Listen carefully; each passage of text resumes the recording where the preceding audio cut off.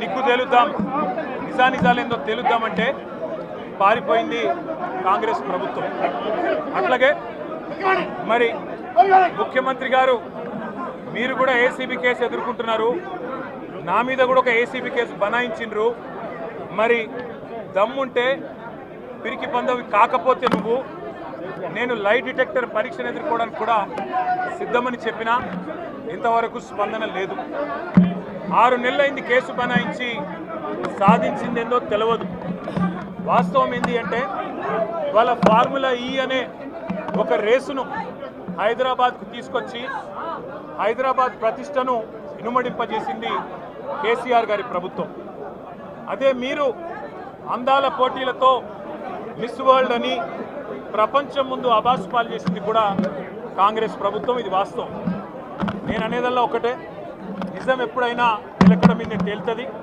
మాకు భారతదేశంలోని చట్టాల మీద, న్యాయస్థానాల మీద గౌరవం ఉంది కాబట్టే ఎన్నిసార్లు విచారణకు పిలిచినా వస్తామని చెప్పినా ఇది 3వసారి పిలవడం, 3 సార్లు కాదు 30 సార్లు పిలిచినా విచారణకు సహకరిస్తాం. మా మీద కేసులు బనాయించి మమ్మల్ని ఇబ్బంది పెట్టి కమిషన్లు వేసి మమ్మల్ని ఏదో ఇబ్బంది పెట్టినంత మాత్రాన, వేధించినంత మాత్రాన ప్రజల తరపున ప్రశ్నించడం బంద్ చేస్తామనుకుంటే అది కాంగ్రెస్ ప్రభుత్వం యొక్క అవివేకం, అజ్ఞానం అవుతుంది తప్ప ఇంకోటి కానే కాదు. పెద్దలు కేసీఆర్ గారిని, పెద్దలు హరీష్ రావు గారిని కాళేశ్వరం కమిషన్ ముందు కూర్చోబెట్టి మీరు పైశాచికానందం పొందొచ్చు. ఇవాళ ఏసీబీ ముందుకి విచారణకు పిలిపించి కొంత మానసికంగా రాక్షసానందం పొందుతూ ఉండవచ్చు. అవసరమైతే అరెస్ట్ కూడా చేస్తారు కావచ్చు. కానీ ఒకటి పక్క, తెలంగాణ కోసం గతంలోనే జైలుకు పోయి వచ్చిన వాళ్ళం.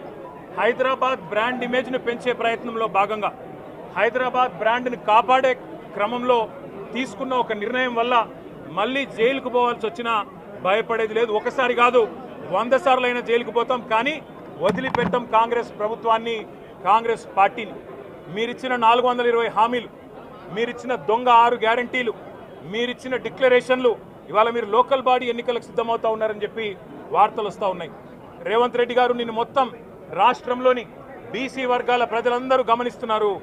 42% రిజర్వేషన్ ఇచ్చి 42% రిజర్వేషన్ ఇస్తాం అని కామారెడ్డి డిక్లరేషన్లో చెప్పి మోసం చేసి ఈరోజు స్థానిక సంస్థల ఎన్నికలకు మరి రిజర్వేషన్ ఇవ్వకుండానే పోతున్న వైనాన్ని కూడా బీసీలు గమనిస్తూ ఉన్నారు.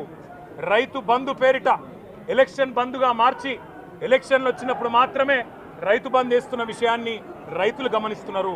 నెలకు 2500 ఎగ్గొట్టిన విషయాన్ని ఈ రాష్ట్రంలోని మహిళలు గమనిస్తూ ఉన్నారు. 2 లక్షల ఉద్యోగాలని చెప్పి నువ్వు చేసిన మోసాన్ని ఈరోజు రాష్ట్రంలోని యువత గమనించింది. కాబట్టే నీ దగ్గర చెప్పుకోవడానికి సమాధానం లేదు, చెప్పుకునేందుకు ఏమీ లేదు. కాబట్టి ఏం చేయాలి, నువ్వు ఏదో ఒక డైవర్షన్ మీద, ఏదో ఒక రకంగా ఒక కమిషన్ అని, ఎంక్వైరీ అని, ఏదో జరిగిందని, ఇదిగో పులి అంటే అదిగో తోక అని, నువ్వేమో దున్నపోతు తినిందనగానే నీకు తయారుగా నీ జోడీదారు బీజేపీ రెడీగా ఉన్నాడు. నువ్వు దున్నపోతు తినిందనగానే వాడు దుడ్డని కట్టేయని వాడికి వస్తాడు. మీ ఇద్దరి దొంగ భాగవతం, మీ ఇద్దరి దొంగ నాటకాలు తెలంగాణ ప్రజలకు అర్థమైనాయి. మేము మాత్రం వాళ్ళ పెడితే గిడితే ఒక వ్యక్తినో 2 వ్యక్తులను జైల్లో పెడతాం, కానీ లక్షలాది మంది కేసీఆర్ సైనికులను టచ్ చేసే ధైర్యం నీకు లేదు. తెలంగాణ ప్రజలకు రక్షణ కవచంలాగా ఆనాడు ఉన్నది టీఆర్ఎస్ఏ, ఈరోజు ఉండేది బీఆర్ఎస్ఏ, రేపటికి కూడా స్వీయ రాజకీయ అస్తిత్వమే శ్రీరామ రక్ష అనే విధంగా ముందుకు పోతాం. నువ్వు ఒక్కసారి కాదు 100 సార్లు పిలిచినా వస్తా, 100 సార్లు నిజమే చెప్తా. నువ్వు లై డిటెక్టర్ పరీక్షకు నీకు దమ్ముంటే నువ్వు మగాడివైతే రా, రాష్ట్ర ప్రజలందరూ చూస్తుండగా లై డిటెక్టర్ కూడా రెడీ. నువ్వు ఒక కేసు కాదు ఇంకో 1000 కేసులు పెట్టినా మేము ప్రశ్నించడం బంద్ చేయం, కొట్లాడడం బంద్ చేయం, తెలంగాణ ప్రజల తరపున నిలదీయడం బంద్ చేయం. నువ్వు వేధింపులతో, కేసులతో ఏదో సాధిస్తాననుకుంటే నువ్వు సాధించేదేమీ లేదు. అన్నిటికీ తెగించే కొట్లాటకు ముందుకు వచ్చినాం, తప్పకుండా అన్ని ఎదుర్కొంటామని చెప్పి మీ అందరికి తెలియజేస్తూ థ్యాంక్ యూ.